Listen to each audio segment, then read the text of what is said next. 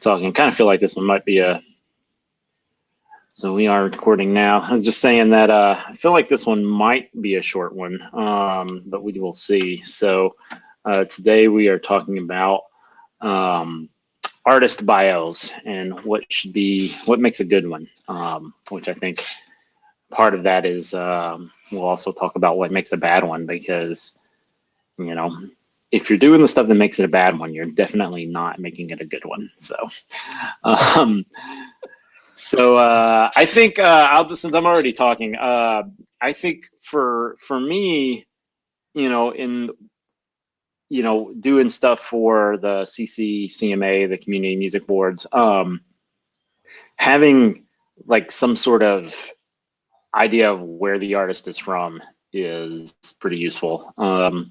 So you see sometimes, especially on like SoundCloud, it's less often on Bandcamp. But the problem that happens sometimes is that a net label will have a location, but then you don't have any idea where the artist is from, and then you go searching and it's like not included on their Facebook. It's like, I think that, I mean, for us, a country, it would be super helpful. I mean, in the US, the way we have the regions, just the country is not that useful. And Jamendo just does countries, which is annoying. But, usually just a country is enough. But if you have somebody who's going to be traveling and wants to see gigs or something, or maybe,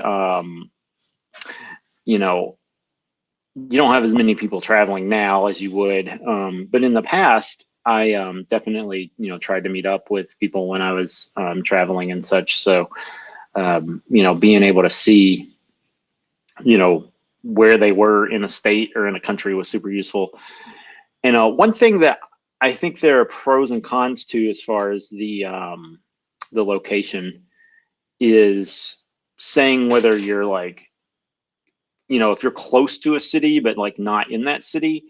If people are looking for regional stuff, they're probably going to be looking for a specific city, say like Nashville or Memphis. But if you're in like some other town, they're not going to find you necessarily doing it that way. But on the same token, like if somebody was specifically going to a town that was maybe a little further out, I mean, I don't know what, like, if you were, say, like Kenosha versus like Milwaukee, like you might want to say Kenosha, because it's a pretty decent ways out of Milwaukee. And certainly, like, if you were in Kenosha, I wouldn't put like Chicago. I mean, you might play a lot of shows in Chicago, but I don't know. I guess another thing that I would make sure you do is, and this doesn't really talk about the bio so much, but just make sure that you have your shows up on your site if you want people to actually come. So, hey, we got Alien 23 in the house. Yo, what up? Glad you were able to finally make it. Yeah. Sorry, I'm a little late. Nah, it's all good. I am here this time. Yeah. So I don't know if I told you, but this week we are talking about what makes a good artist bio. And I think, of course, part of that is deciding what makes a bad artist bio. So I was talking a little bit about, getting your geography right. But yeah, what is it? I guess we'll, Victor, this was one that you suggested. So I guess it would be, people might want to know, what is it that, like, why was this something that you suggested? Which hold on, just to pause you for a second. I'm not sure why. I get video from everyone but you, just for note. Yeah, I don't know. My video's on. I could try to the only problem is the recording's going through mine. So if I log out and log back in, it'll stop the video, I think. So that's kind of a bummer. But oh well. It should be I've got the 4-panel view. I don't know if everybody's got that. But if you want to do that, you can down in the lower right, there's a toggle tile view option. I don't know if that's per person or for the group, but that way you can see everybody besides me, apparently. Yeah. I definitely got everybody else. Sweet. Oh, and before people ask, Caleb had said that there's a good chance he won't be able to make it. So maybe he'll be able to come, maybe he won't. But yeah, Victor, what was the reasoning behind your question? So I was searched for info to add to my website, and every time I search for info for musician, it's all going to bio. But everyone said that you shouldn't write bio by yourself. So I think if I would someone who wrote bio for me, so what I can say about myself, so it can be interesting for people. I think one of the things, and I feel like in many regards that artists' bios are less relevant now than they were in the past. I feel like a large portion for artists' bios in the past was you were shopping around to labels in the past, whereas I feel now that's not so much an issue because the distribution channels have been broken down, which is really where the labels kind of have their stranglehold. So I almost feel like now it's more outside of a small blurb to kind of explain who who not even so much who you are, what a project may be about. That the bio itself isn't as important because most people that are going out to shows aren't they're not going out and looking at artist bios and things like that. Like I said, I feel like that was something much more that the A&R people with labels were doing in the past, more so than what goes on now. And so that's a really interesting point, but I actually wonder if the takeaway is the opposite of what you're saying, because I think the A&R people that are going out to shows are probably doing their research online now more than they used to. I mean, it might be sort of like a scale, if you're talking about like 10 years ago versus like 30 years ago, maybe there's a little bit of difference there. But like, I mean, back in the day, I feel like people, they were just going to the big club, like whoever is showing up, I'm in Minneapolis. So whoever's playing at First Ave, that's who they're going to see. Yeah. And like now I feel like there can be a little more strategic, and that artist bio is going to help them get in there. But I think it might also depend too on who I mean, so I think the point about the A&R and the labels is still really a good one, because it's like, who is your audience? Are you looking for fans, or are you looking for an A&R person? Because a lot of people now, they're just going to put their Pandora or whatever on like shuffle, and whatever comes up, and if they like it, then they're going to press like, and they're not even going to read your bio. So I mean, yeah, I think it just depends on who your audience is. Does that make sense? For me, yeah. Yeah, I heard a little bit about kind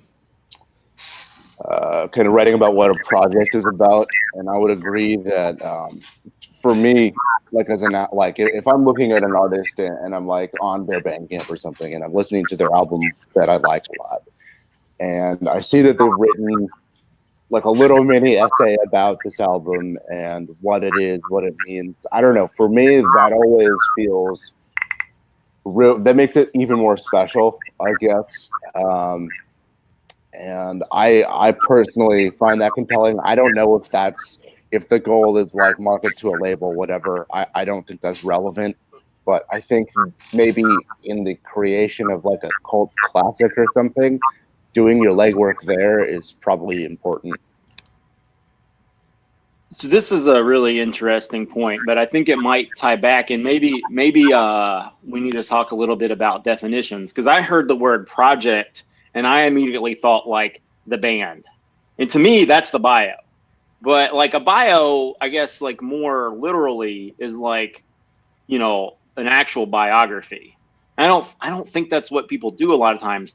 But Dominic, what I'm kind of pulling out of what you're saying is it's almost sounding like you're thinking of the project as like each individual album, or like literally a project, rather than like thinking of like the band as a project. And so that's definitely a different way to spin that. I mean, ultimately, what we're talking about is giving people information about what you're doing, right? Right. Yeah. And I just think, especially with the ability to like release music whenever and not have to like schedule it 6 months in advance or whatever, that's part of the compelling thing. It's like you can just drop an album and it's like about, you know, right now. I mean, like look at all the like the COVID albums, for instance, and then the narrative of that album becomes even more important. Like, Yeah. You know, you can do even a gimmick album. You know, if you like really kind of delve into what it is and what it means, I think that can add to its importance, and then, you know, maybe its legacy. Yeah. And I wonder too if that actually is even more important than the, you know, even if you are doing the label side of things. Because like what we do with Black Sonic is like all of our physical releases are they're single, you know, single album deals. You know, we're doing a tape, we're doing vinyl. So we're not really signing an artist. We're signing, I mean, you know, we don't necessarily have this stuff ahead of time. So we are kind of signing an artist, but we're not doing these like multi-year deals, multi-album deals. So it's like it's the album that's important. Like, what are you doing right now? Yeah, yeah. If I have it right, I know with my label Acid All Stars, like it sounds like you guys are doing a similar thing where, as opposed to signing artists, we were really just getting distribution rights for a time. We would leave the copyright with the artist, and kind of it was just like, okay, we have this material, we're going to roll this out, and we're the ones rolling it out. And yeah, I feel that the project can be the band. It can be a release. It can be a release itself. You know, kind of both. But you know, I feel, you know, in the corporate enterprise world where it's more regular to turn in a resume, so to speak. I've done some stuff with um, like one of the bands I'm in. We were the keynote address for Moog Fest a couple years ago, and then co-headlined a couple other years. And for stuff like that, where there's these major festivals involved, or you're going to work for you know, doing something with some music instrument engineering company or something like that. That's where I feel the more traditional bio plays a part, because it's almost like your way of going like, here's my resume. Yeah, that makes a lot of sense. But yeah, the typical fan doesn't care about your resume. They're not interested in that. Right. That's a Yeah. business thing. So And so also, That makes yeah, sense. I agree with you on that. It's like, yeah, when the artist can go like, here's what this project was about. That's something the fan cares more about. So Definitely. I'm interesting also thought. noticed. Oh, Go ahead, Victor. I've noticed that all bios that I read, sometimes every time that I'm read from musician side. So as a listener, I don't care about bios, when they started, where they live, or something like that. Now, Victor, do you ever look for other musicians to play shows with? I can play shows in Kazakhstan only. Right, but I'm saying, but like, do you ever like look at? Are you ever like locally looking, or do you just know enough people to where you don't need to scout people out? I I guess know I'm kind of almost every musician in my city. yeah. I'm kind of thinking too, like, if you had musicians that were touring and stuff, um, that were coming through. I don't know, if they would already have local people to support them, or if that would be something that if you've ever thought about reaching out and saying, "Hey, I'd love to play," when you come to town. Um, I don't know how much of that. Like, I've never been a touring musician, so um, I don't know how that works. I'm sure it's different places. But I mean, if you got like promotion companies involved and stuff, then like sure they handle a lot of that stuff. Do either of you guys know how that works as far as getting the local bands to open up? As I know, musicians which I know, they don't doing tours because nobody have money Hmm. for that. Yeah. One of the things I found, because I'm always kind of believed in I don't know, the idea of I'm kind of a musical slut, so to speak. I try to jam with anybody and everybody I can at least once. And I found that that tends to be a good way to get to know other musicians in your local area. While it also gives a kind of side benefit of getting you out of your comfort shell, because you're always in these different situations that you didn't expect, and you're having to adjust.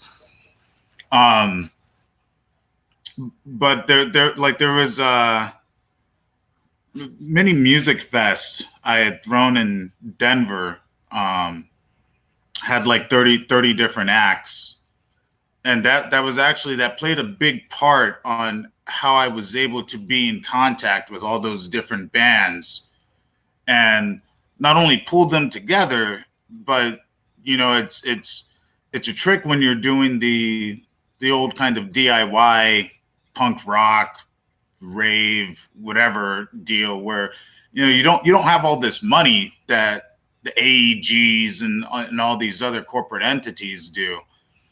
And so when you're dealing with pulling acts together and whatnot, on a small scale, it becomes much more important to have those true formed interpersonal relationships, because that can help.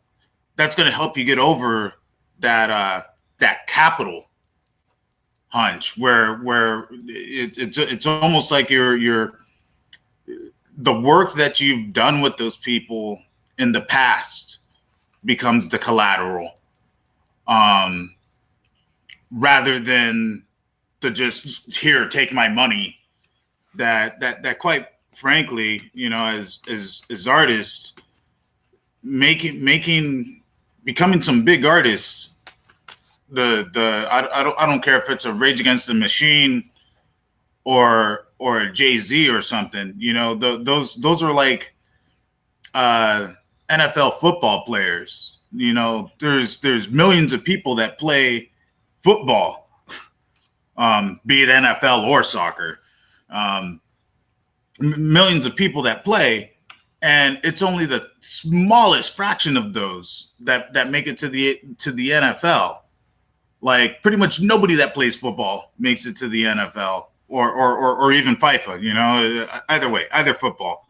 And so it's that same way in the musical world, where don't count on becoming, I call it the MTV fallacy.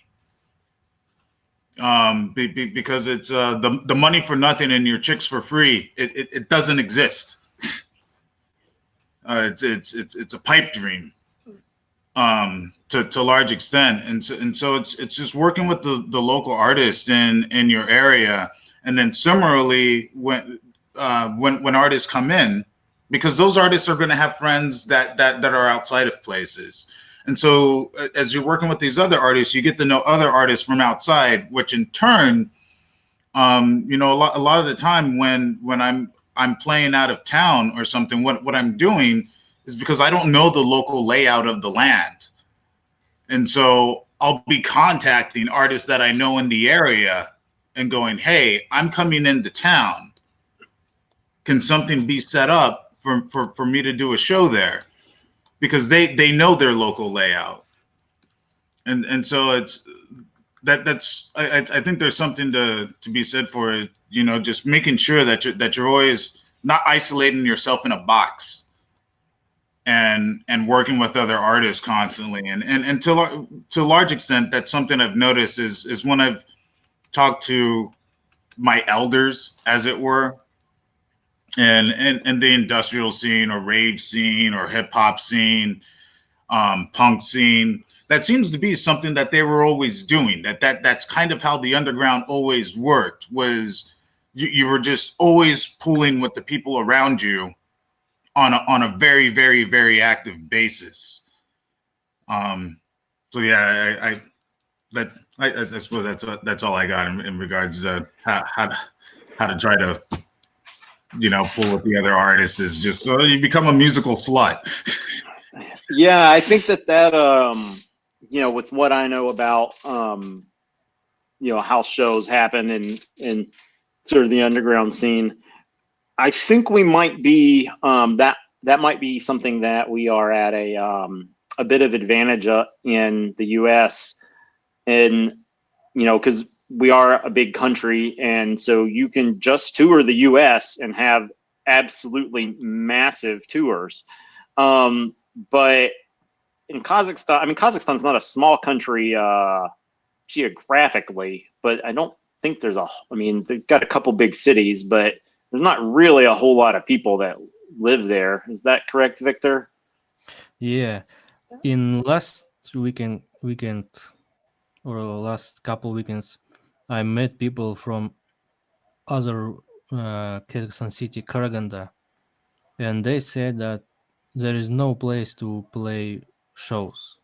Literally, even no nightclubs to play own music. And how easy is it to? Oh, go ahead. Sorry. Yeah, and only place when they can play their music in their friends' homes. Yeah, house parties. Small cafes. Now, how are, because I know in a lot of places, like even in the Bay, the San Francisco Bay Area of the U.S., a lot of the underground there is actually that's how it works. It's largely house parties at this point in time. So that's always something else. If you know some other people that have music equipment, like maybe one person has a good sound system, is getting kind of, rather than trying to get out the venues, you really do it yourself, where you just get together and it's like, okay, this person has the sound, this person has a house with space and a yard, and you just kind of pull together. No one person needs to have everything. Sometimes one person, like I said, has the space, another person has the sound, and then other people, it's just like, oh, okay, well, we're the musicians. And you all kind of pull together to try to let your friends and other people know, like, hey, at this time you come to this spot. A lot of the time that's easier to do is if you can find locations that are not so right in the middle of a neighborhood. So in Colorado, there's a lot of mountain parties that we do where somebody owns property in the mountains, and we head off there. That way there's not cops getting called for noise complaints all over the place. But then in Oakland, a lot of the time is it's just somebody may have a basement, and that basement is able to like contain the sound, so the cops aren't getting called. But yeah, I think a lot of times, especially when you're in situations where you're more isolated, as odd as it may seem, it that can a lot of times work out as a benefit because the people don't have anything to do. So if you create something for them to do, it's actually easier to get them to come than if you're in a larger city area where there's something to do all over the place. Yeah. Now you're in the largest city in Kazakhstan, right, Victor? Yeah. But it's Right. pretty isolated from, I mean, like you're in the southern portion, and it looks like there's like a bunch of mountains that would like kind of keep you from getting to China or to Kyrgyzstan very easily. But you're not too far from either one. What's the border situation like? Like, is it easy to get into China, into Kyrgyzstan, or is it the borders are closed? Or It's easy, but what the point to go in China or Kyrgyzstan? I mean, so looks like there's I don't know how you pronounce it, like Bishkek looks like a pretty Yeah. big city in Kyrgyzstan. It's not super far away from you, so maybe that would be a place. But yeah, China, it's kind of pretty much the middle of nowhere. So I mean, touche. But yeah, it's you're like a long way from. So you said you were talking to people from Karagandi, is that? Yeah, yeah.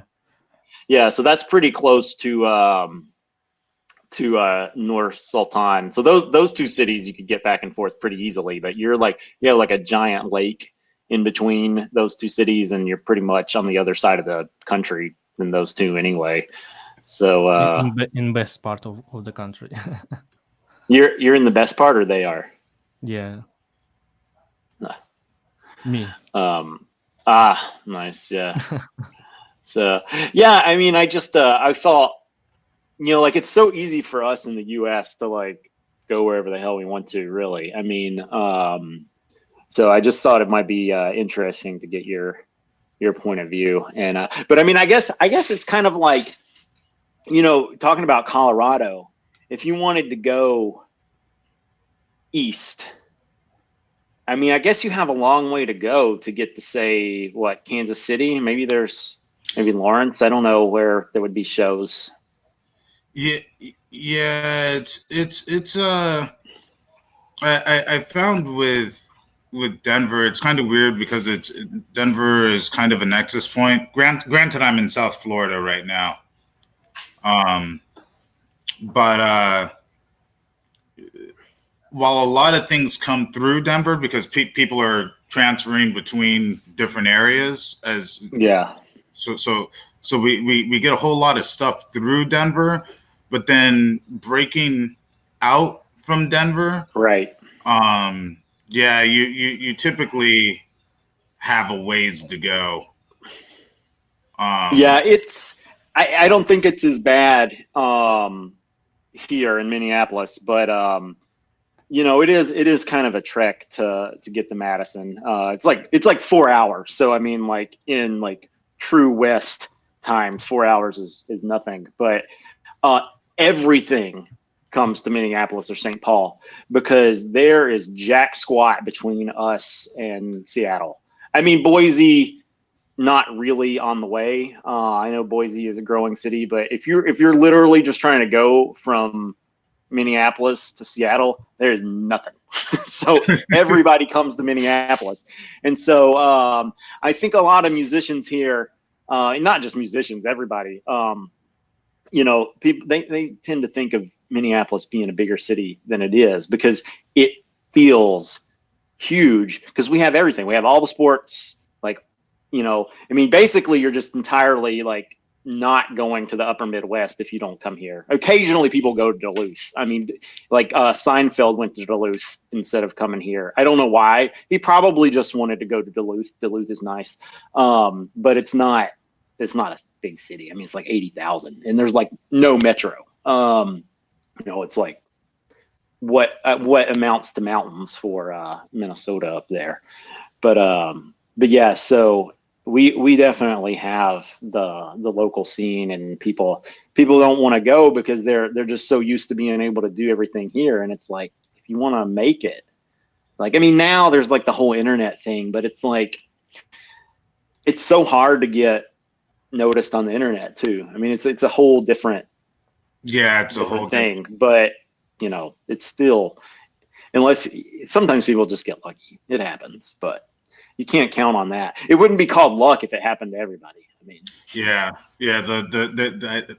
I think the whole going viral thing is definitely it's overrated. That's another one of those things that it's like making it in the NFL. Yeah, we got a guy, the Silent Partner. I don't know if you're familiar with him, but he has been used in like everything. But I don't think that he sees a whole lot of money from it. But the dude is super prolific too. So I mean, like that definitely helps. But like millions and millions of views on videos that he's used in. But he's not able to make music full time, despite all of that. But I don't know that he's really trying to either. It's kind of one of those things. Like some people like to just make music because they like to make music. But I'll drop a link in the chat to his stuff. But yeah, and you can see if you click on that, like his discography, he has just got like, there's 3 rows, and these rows are like 12 across or something. So we're talking 36. I'm just doing that math. Yeah. So that looks to check out. So, and then like the stuff that he's features and appears on is like just as big as his actual like output. So, I mean, all of those, they're not like 12. A lot of them are 7 inches and stuff, but still, I mean, it's just like, dude is ridiculously prolific. And, a lot of the stuff he's gotten has gone viral, but a lot of stuff that he's been used in has been gone viral, but it's not like his name is like a little blurb in there, in the description. And like, I'm sure that it helps him because like somebody's like, oh yeah, that video used this guy, like this guy is clearly cool with like his music being used in videos. And I'm sure that helps him, but like, he's not getting and it makes him feel, like he's proud of that fact that like his music has been used in something, that people find it useful. And but I don't, if it was like his something on his channel that was getting that many views, it would be a lot better for him. Yeah. So I have probably like, I don't know, 5-10 minutes here. I'm gonna leave the camera rolling if you guys want to keep going after I leave, but I gotta get over to St. Paul here by 1:15, so gotta leave in a few minutes. But I don't know if anybody else had any big items that they wanted to cover. So go ahead. One thing I've been kind of rendering, especially given the current planet lockdown situation, what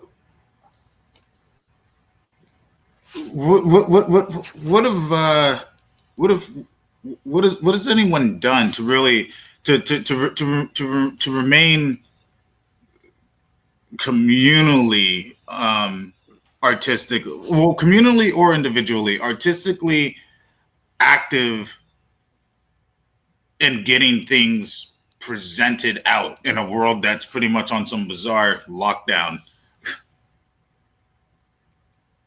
I think I've collaborated more in lockdown than I have ever before. For me, it's been like like intense, I guess, like one-on-one sessions of like, oh, okay, we can only see just the two of us right now if we're, you know, abiding by social distancing laws or whatever. And I don't know, everything feels a lot more intimate. And I don't really know if I have anything. I don't think I'm saying anything here, but it feels. I don't know. Everything just feels like kind of different in a more intimate way, and that feels, I don't know, special. Yeah, for sure. I think I could dig on what you're saying there. Like I feel kind of unfortunate in my situation as you know, Denver's kind of my home. I had made a transfer to Oklahoma. I was getting ready to go back to Denver. The planet lockdown situation occurred. My mom had broken her ankle. She was in South Florida. So rather than going straight back to Denver, I went to South Florida. And while I have a fair amount of friends down here, at least I found, at least in the people I know in South Florida, a lot of them kind of with the lockdown situation, they had actually gone into a much more of an isolated mode. And while it seems like to me, my friends back and crew back in Denver seem to be going kind of more your direction, they seem to actually have increased the amount of interpersonal works that they're doing, even if there's no shows to do. But what about you, Victor? I had a couple of gigs since the lockdown, but one of them was under festival called Nomad Vibes, which I always wanted to play on. Am I right? So it was strange. You are on a stage and nobody in front of you. Oh, weird. Yeah, Yeah, but that you had to So be it was just like a total virtual festival, you pretend like that you can live stream. you playing in front of crowd. It was super strange. Yeah, you know, it's I've done a few live streams in the past, and I remember one of them I did in particular. It was kind of weird because I was off in studio, and so I'm doing this whole live PA, and there's people in this chat room and people are chatting online and whatnot. And while I was doing an actual live show, like you have that audience feedback thing that's going on. So even if you're not totally paying attention to the audience, you can feel the energy in the room. Yeah. And yeah, with doing live streams, I remember this one I did. I'm kind of like, okay, whatever, and I wrap up and I get done and I look back at this computer screen. And the guy, the station I was doing the broadcast for, just like, there's like, they're loving this. They want you to do another set. And I'm kind of, it was so weird, like having this feeling of like, oh wow, there was a good reaction, and oh wow, you guys want me, and these other people want me to do another encore set. Like, okay, I was in total silence. Other than the instruments that I had with me going on. So I could definitely feel what you mean about like it's kind of weird when it's like, yeah, there's this audience that you can't even see them, and I guess pretend to be rocking out, pretend there's a rocking crowd there.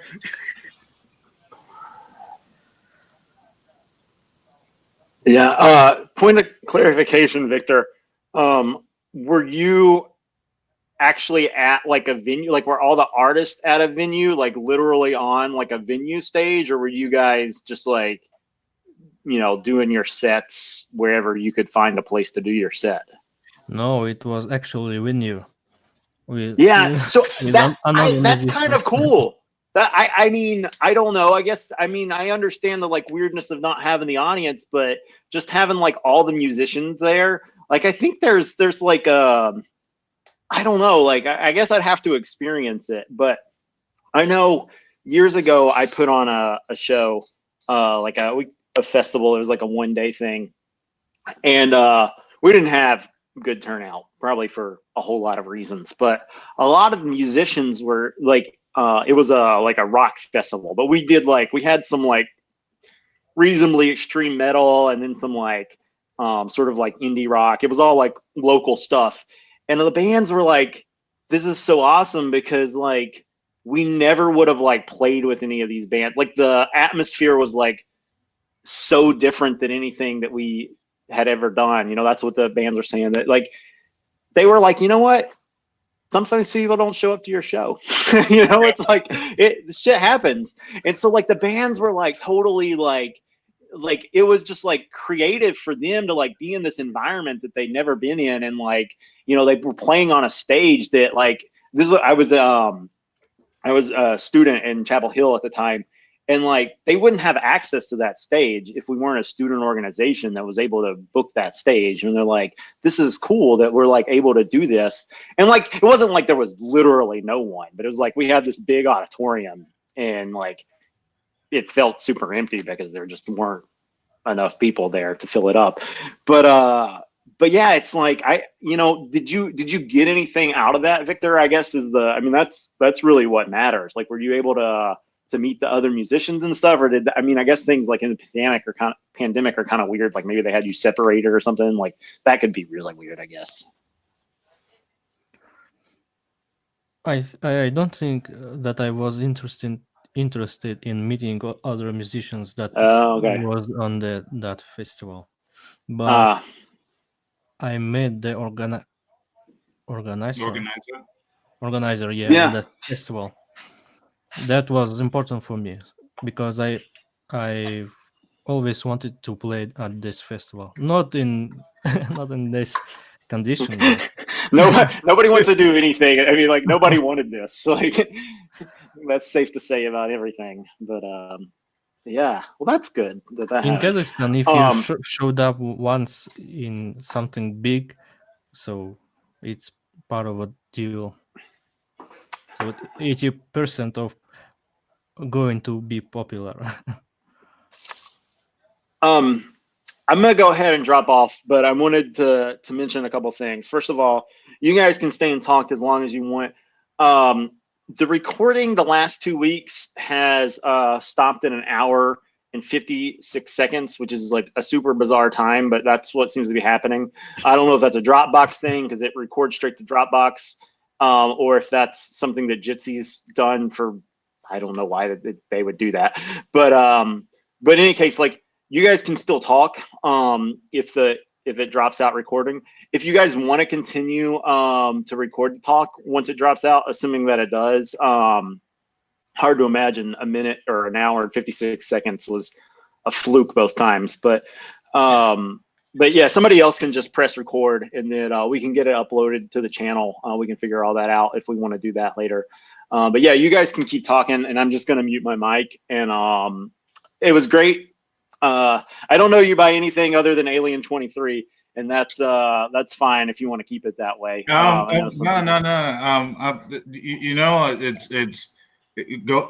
Being called Alien gets a bit weird. So most of my friends call me Al.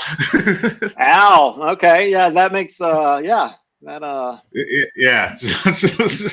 sweet. Yeah. Al Nesby.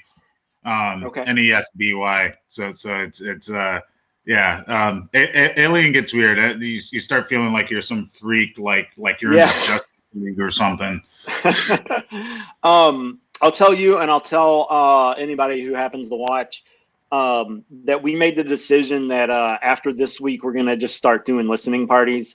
It's just easier not to have to like vote on a topic and stuff. And then if we want to, take a few minutes in between tracks to discuss something specific, we can always do that. But from here on out, it'll just be us pick. We do a round robin. Did his audio just go for you? Yeah, I think so. I hit spacebar and that Okay. missed me. Apparently, I didn't do it intentionally. I was like, I talk with my hands, and I know that I hit the spacebar. I didn't realize that it muted me, but that's what happened. Okay. I don't know what I was saying. Oh, you pick a CC musician. Doesn't necessarily have to be like a track that's Creative Commons, but basically we got into a situation where one of the videos was banned in Denmark from copyright situation. And so we made the decision to not do anything that wasn't Creative Commons. If we get into a situation where because like 9 Inch Nails has released 2 Creative Commons albums, and I guess it would be possible that, 9 Inch Nails could be banned somewhere for copyright reasons. So if we get that into another situation where something is not viewable somewhere, maybe we'll tighten that up. But we try to be pretty loosey goosey with that. But just like as long as it's a musician who's like done some Creative Commons stuff, or if it's like your stuff, that's not something that we've really talked about too much. But I would think that would be fine. We really just want to make sure that it's like not getting banned somewhere. That's the primary reason for doing that. So, but that's what we'll do next week and from here on out until, I guess, if people get really bored with that, maybe we'll make the decision to change it up again. But again, Al, great to have you. Dominic and Victor, good to see you again. And I will see you guys next week. Just to ask you real quick before you leave, do you know did that happen to be that last double album thing that that Trent and Atticus released that was Creative Commons? So Ghost was like a quadruple album. There it was 4-part or whatever. I don't know, but that was Creative Commons. And the album this year. No. This was like they may have done something new too that I'm not aware of. I feel like I would know, but maybe I didn't. But I think this was like a decade ago, basically. Okay. The Slip and then Ghosts. Those are the 2. I'm pretty sure it's the album that Discipline is on. I'm pretty sure it's called The Slip. Okay. But those were the 2. So okay. I'll take a guess that the album they released, or the 2 albums they released this year, probably were as well. Then. Yeah, they both were this year. Oh, they were, okay. Because I was going to say that because Trent went back to Columbia after his sort of independent thing. He just, he made a lot of money, but he was like, I just don't like doing all of this like production stuff, like with the, figuring out the album liners and stuff. I'll let them label do all that. So, but that's cool that I'll have to check that out because I missed that. But anyway, guys, I got to bounce. Enjoy the rest of your time. Have a good one. But so if I may ask, what to first off, I know Victor. What's your name? I am Dominic. Hello, Dominic. Yes. Yeah, I'm from the Bay, so it's cool to hear you talk about it. Yeah. I love Oakland, man. I love Oakland a whole lot, and and got a lot of homies there. And then I've played out there quite a few times. That's awesome. Yeah. I can't say I care for San Fran all that much. San Fran kind of sucks. It's just yeah, it does. Yeah, but I find it kind of kind of funny that San Fran has this like carryover artistic reputation, and really it's just like, no, tech came in, overpriced everything, and yeah, it sucks. And there's some clubs there you probably don't want to go to them. Like most of them suck. It's just a bunch of rich people like being douchebags. Yeah, that whole place and what it represents is disgusting. So glad we're on the same page there. Yeah, granted, I will admit, I don't know if you've ever been there, but Noise Bridge on it's in the Mission District, but Noise Bridge is like one of my most favorite. I feel like that's a little bit of heaven on earth. It's this like Never heard of it. Yeah. You should look up Noise Bridge. It's really cool. It's this anarchist hacker space off in the Mission, and they do all sorts of stuff there. It's kind of their motto is be excellent to each other, and you go there, and even if it's your first time, they're like, yeah, if you want to do something, just do it. Oh, you want to start painting on the wall? Go ahead. And they have like a whole music workstation set up there, like virtual reality stations, green rooms, wood shopping, laser printing, and it's all free to just like just go ahead and start building stuff. But if you don't know how to use a tool, ask somebody that does. They'll help you out with it. Yeah, it's a really cool space. It's actually the first. It's pretty much the birthplace of hacker spaces. But there's a couple things. Pretty much anything I like around San Fran seems to be in the Mission. But otherwise, and when I'm in that area, I'm just like everything's in Oakland. Yeah. and so sad that in Kazakhstan no such places. Now, so what about you guys? I guess you first, Victor. What all do you do musically? I'm doing trip hop music. Trip hop. What all instrument? What instruments do you use? Or like and stuff. I play keys and bass guitar. Okay, word. And then I'm guessing you do a lot of stuff in the DAW in the computer. Yeah, almost everything. Okay. What do you use? Like Logic, Ableton Live. What? Ableton Live. Oh, okay. Word. Do you have a push by chance? No, I have a Launchpad Mini. Oh, okay. No, Word. Launchpad, yeah. And Akai. Oh my god. APC Mini. Okay. Word. And what about you, Dominic? Just mostly like sample based production. Nothing fancy. I use Mixcraft as my DAW instead of, a more expensive alternative. Word. You know, there's this pretty crazy like sample based tool that I don't know if you've ever heard of the crew, old kind of jungle and techno crew called Liquid Sky.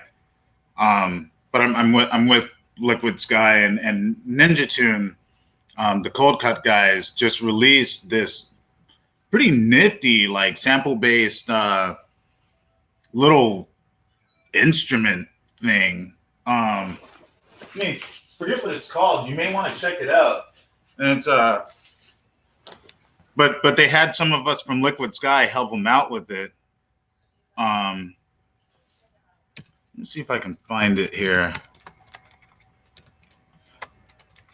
I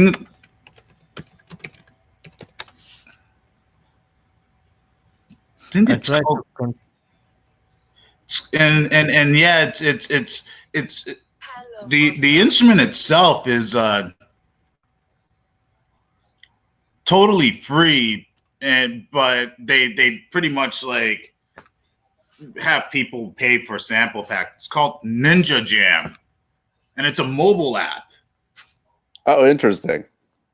And it's I'm not I've never been a big person for there's a really small handful of like mobile musical apps I ran into that I was like, that's nifty. But Ninja Jam is definitely one of them. And if you're into sample work, you might think you might dig it. Right. Is it I'm available Googling for now. Android? What's that? Is it available for Android? Yes, Android and iOS. And it's NINJA and then Jam, JAMM, 2 M's. Oh, so it looks like it's kind of like a sample pad. Yeah. Yeah. You have like, you have basically like, I want to say it's like four different tracks, and you kind of have this way of like selecting riffs, but then you can do all this crazy stuff with the riffs. Like you could do like some granular tricks. You can do all this like effect mulching with them. And everything gets, sensibly like tempo synced. And there's some pretty crazy controls you can do with actually just like moving your phone device around. And yeah, like I said, it's my friend Amos from Moog, he had done a synth for Moog called the Moog. I was like, that's pretty nifty. And then there was another synth from Novation I played with, and they did a really interesting control setup where it was a kind of control setup that it's like, yeah, you kind of need something like a multi-touch screen to even deal with these controls. But yeah, Ninja Jam was the only other one I've messed with that I was like, that's really nifty.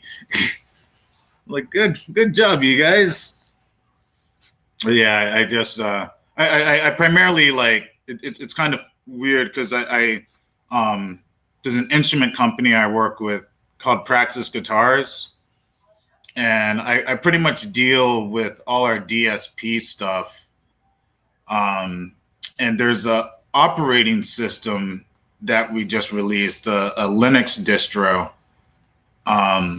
called Expectus, xpct.os.